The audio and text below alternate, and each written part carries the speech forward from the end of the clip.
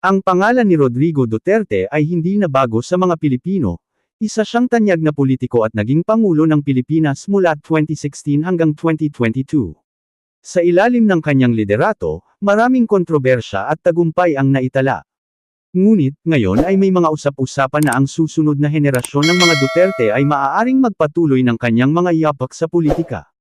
Ang tinutukoy dito ay si Kitty Duterte, ang anak na babae ni dating Pangulong Rodrigo Duterte. Si Veronica, Kitty, Duterte ay isa sa mga anak ni Rodrigo Duterte na mas kilala sa publiko. Bagamat hindi siya kasing sikat ni Paulo Duterte, ang panganay na anak, o ni Sara Duterte, ang nakaraang Vice President at kasalukuyang Davao City Mayor, si Kitty ay lumaki sa mata ng publiko, kaya't hindi maiiwasan ang mga usap-usapan tungkol sa kanyang mga plano sa politika. Katulad ng kanyang ama, si Kitty ay lumaki sa ilalim ng pampublikong pananaw, ngunit hindi siya agad naging kasing aktibo sa politika sa simula. Gayunpaman, sa paglipas ng panahon, maraming mga taga-suporta at kritiko ang nagsasabi na ang kanyang pagkakaroon ng malasakit sa kapwa at ang kanyang mga pahayag na nagsusulong ng mga ideya ng kanyang ama ay nagbigay daan sa posibilidad na sundan ang landas ng kanyang pamilya sa larangan ng gobyerno. Kahit na si Kitty ay hindi pa opisyal na pumasok sa politika, marami na ang nakakapansin ng mga katangian na kahawig ng kay Pangulong Duterte. Katulad ng kanyang ama, si Kitty ay kilala sa pagiging matapang at matibay ang paninindigan. Madalas ay ipinapakita ni Kitty ang kanyang pagpapahalaga sa mga ideya ng kanyang ama, tulad ng kanyang pananaw sa law and order at ang pagpapahalaga sa mga mahihirap.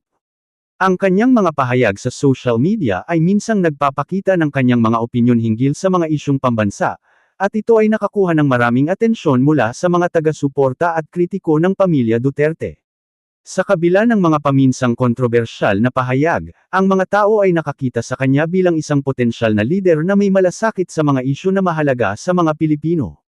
Hindi tulad ng kanyang mga kapatid na aktibo sa politika, si Kitty ay medyo tahimik at pribado ang buhay, kaya't mas marami ang nag-aabang kung anong mga hakbang ang gagawin niya sa hinaharap. Kahit na hindi pa tiyak kung si Kitty Duterte ay magiging isang politiko sa hinaharap, may mga indikasyon na maaaring magbukas sa kanya ang landas ng politika. May mga nagsasabi na ang mga taga-suporta ni Pangulong Duterte ay malamang ay susuporta kay Kitty sa kabila ng kanyang edad at kakulangan sa karanasan. Si Kitty ay nagkaroon na ng mga pagkakataon na magpakita ng interes sa mga isyung pangkapakanan ng mga Pilipino, at sa mga huling taon, nakita ang kanyang pagbisita sa mga komunidad, pati na rin ang pagpapahayag ng suporta sa mga proyekto ng kanyang ama.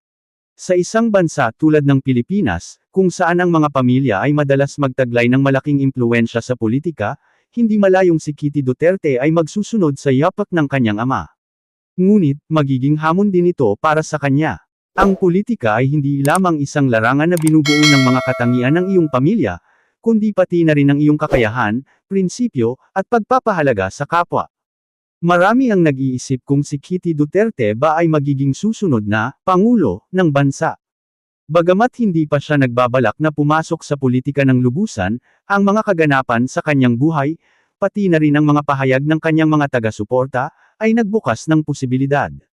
Ang kanyang pangalan ay patuloy na binabanggit sa mga usap-usapan hinggil sa mga susunod na halalan, kaya't malaking tanong kung balang araw ay tatahakin niya ang parehong landas ng kanyang ama sa pagtulong sa bansa.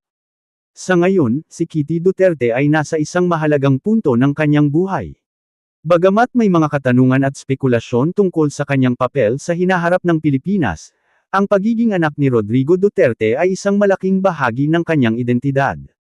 Huwag kalimutan, ang mga Duterte ay pamilyang may malalim na kasaysayan sa politika ng bansa, at si Kitty Duterte ay may malaking potensyal na maglaro ng isang mahalagang papel sa mga susunod na taon.